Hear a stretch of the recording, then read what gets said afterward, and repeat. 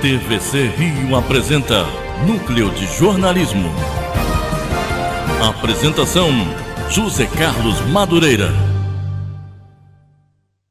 Núcleo de Jornalismo, mais uma vez aqui, cumprindo o seu papel cidadão, trazendo mais uma candidata a deputada estadual aqui no Rio de Janeiro, aonde ela vai apresentar suas ideias, sua trajetória e contribuir na sua reflexão. Tainá Paulino é candidata a deputada estadual pelo PCdoB, aqui no Rio de Janeiro, e nós vamos desenvolver nosso assunto.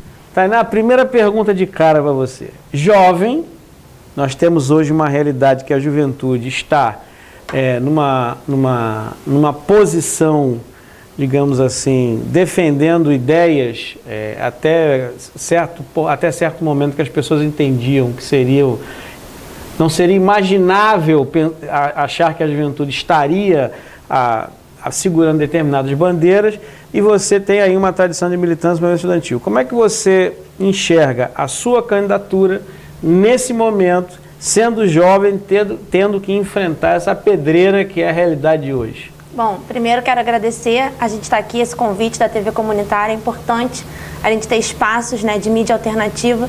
Eu acho que o nosso desafio, né, na juventude, ele é principalmente de transformar a política, né? A política, a democracia, ela é feita pelos partidos. E hoje, 11% da população está afiliada a algum partido, participando de algum partido.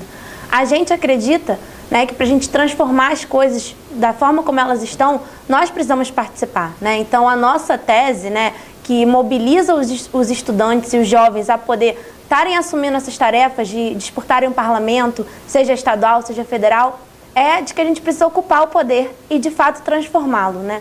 Então, ocupar o poder significa que a gente precisa, sim, ter protagonismo dentro dos partidos e na política partidária. Então, se a juventude hoje, né, acha que não tem que participar da política, que tem que votar nulo, né, de que tem que se abster desse processo, a gente diz que, na verdade, é o contrário. Né? Se a juventude não toma nas mãos o seu futuro, não vai ser possível que o futuro seja feito para todos, mas sim vai ser feita uma política que vai continuar mantendo privilégios e benefícios de quem já está no poder. E quais são suas principais bandeiras para você conquistar o eleitor e defender no parlamento? A gente tem 3 eixos principais, né? A gente dialoga com a educação, né? Então a gente acredita que a principal forma de retomar o desenvolvimento no estado do Rio de Janeiro é fortalecendo a educação, principalmente o ensino técnico, né? Valorização da rede da FATEC, valorização das universidades estaduais, da UERJ, da UESO, da UENF, e também a pauta das mulheres, né? A mulher é a maioria da população e hoje não tem políticas públicas que valorizem a sua atuação na sociedade.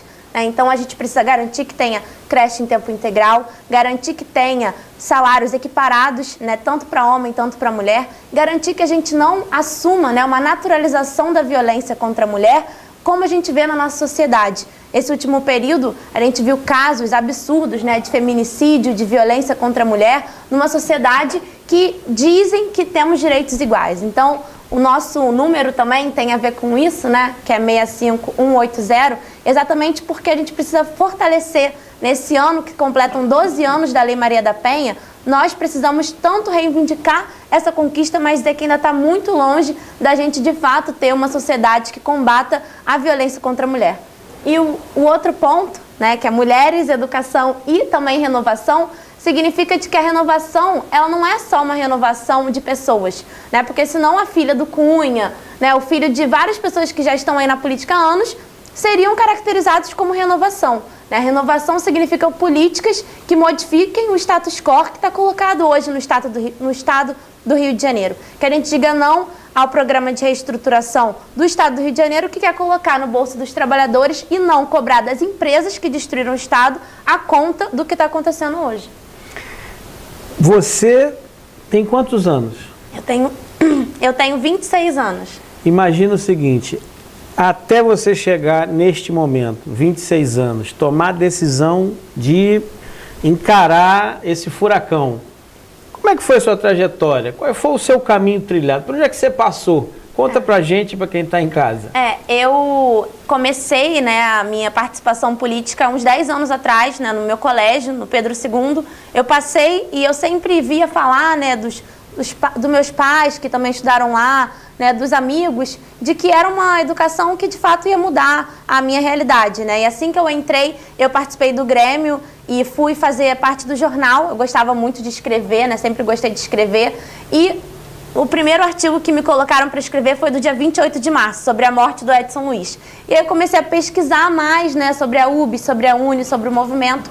E aí 2 anos depois, né, de eu ter entrado na escola, eu me envolvi com o PCdoB, com o meu partido, até hoje, e fui presidenta da AMES, né, que é a Associação Municipal dos Estudantes Secundaristas, né, e na época a gente teve uma importante vitória, que foi da aprovação da reserva de vagas e do Enem na UFRJ, né, que foi isso em 2010, 2011.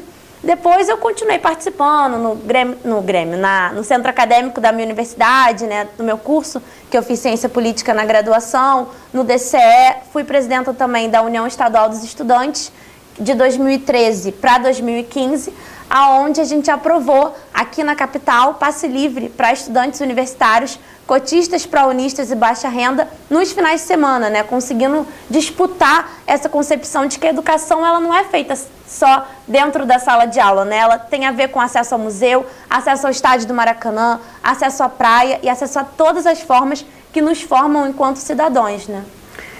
E como é que você enxerga os últimos 4 anos no estado do Rio de Janeiro? Óbvio, você tem uma militância vinculada à educação. Então, como é que você enxerga no estado do Rio de Janeiro ou o ciclo que está se encerrando no estado do Rio de Janeiro com relação à educação? Que a gente espera que se encerre, né? Isso que é o mais importante da gente reivindicar aqui. A gente sempre diz, né, que o que o estado do Rio de Janeiro está passando não é uma crise, é um projeto. Né? Um projeto que enriqueceu uma pequena parcela, né, uma elite que continua, né, garantindo os seus ganhos. Né? A gente viu que os bancos declararam grandes receitas, enquanto a maioria da população continua num dia a dia, né, numa realidade de violência, de desemprego e do enfraquecimento dos serviços públicos, que eu acho que tem a ver com o que essa galera, que é uma quadrilha que se apossou do nosso estado do Rio de Janeiro, praticou, né, no exercício do seu mandato. Então, eu acredito que a população está indignada, né, e a gente precisa dizer como que a gente vai mudar essa realidade, né, porque o estado do Rio de Janeiro é um estado onde tem um ex-governador presidiário e que, de fato, praticou, né, uma política como a UPP, né, como diversas outras, que era de maquiagem, aonde utilizava, né, um braço das parcerias públicos e privadas, então dava dinheiro para as instituições privadas gerirem espaços públicos, como foi na educação, como foi na saúde, com as OS, e que, de fato, quando acabou o boom do petróleo, quando acabou o boom do dinheiro, você não tinha mais como garantir aqueles serviços, e as empresas privadas, sem estar ganhando muito dinheiro com isso, saíram e deixaram a saúde e a educação do estado do Rio de Janeiro à mercê, como a gente observa hoje, né? Indo no caminho, no Brasil, vivemos uma situação de indefinição, vivemos uma situação ainda de incógnita, o que vai acontecer. Como é que você vê aí? Passamos por um golpe, o golpe os golpistas não querem deixar que a candidatura do PT seja oficializada, não quer que Lula seja candidato, não quer que Lula seja livre. Como é que você vê isso e como é que você vai mostrar para a juventude que nós estamos vivendo um estado de exceção? Sim, eu acredito que a gente tem um desafio muito grande, né? A gente sempre fala que a unidade é a bandeira da esperança, no sentido da gente tentar encontrar o que nos unifica, né? E eu acho que isso a gente olha quando a gente diz que o que é o nosso oposto, né? O nosso oposto, por exemplo, é a intolerância, né? É a violência, é o individualismo, é a meritocracia simples, né? Como se a gente aqui na nossa sociedade a gente tivesse capacidade de avaliar as pessoas pela capacidade delas e não tivesse a ver com, né, a renda inicial que elas têm na sociedade. O filho do Michel Temer já tem mais de 3 bilhões, né, na sua renda com 3 anos de idade. né? Então, a gente precisa enfrentar esses valores, né? E a gente enfrenta como? Valorizando a coletividade, né? Valorizando a nossa capacidade de só mudar a realidade que está colocada hoje se for unido, se for junto. Por isso que a classe dominante tem tanto medo do Lula, porque o Lula e o próprio PT, eles não são mais só um partido, né? Algo que consiga ser descolado do sentimento da esquerda, do sentimento da coletividade. Eles são um sentimento, né? Um partido dos trabalhadores, algo que no Brasil nunca teve, nunca alçou o poder.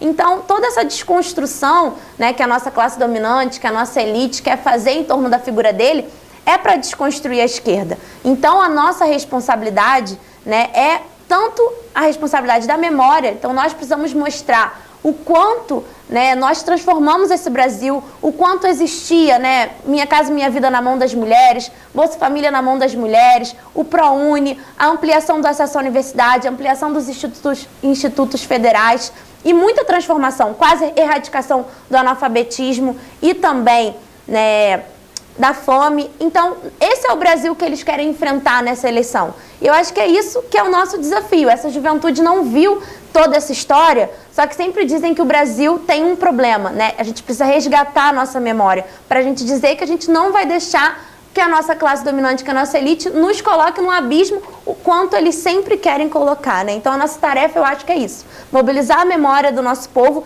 dizer que sim, a gente conquistou muitas transformações e que só com a nossa organização, com a coletividade e com a construção desses valores, né, de oposição aos valores que o capitalismo e que a classe dominante quer colocar, é que a gente tem capacidade de mudar esse jogo.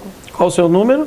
Meu nome é 65180. Diz que denúncia de violência contra as mulheres para a gente fazer valer os nossos direitos. Tainá, obrigado pela sua presença, boa sorte. E você que está em casa, mais uma, virão outras. Forte abraço, até a próxima.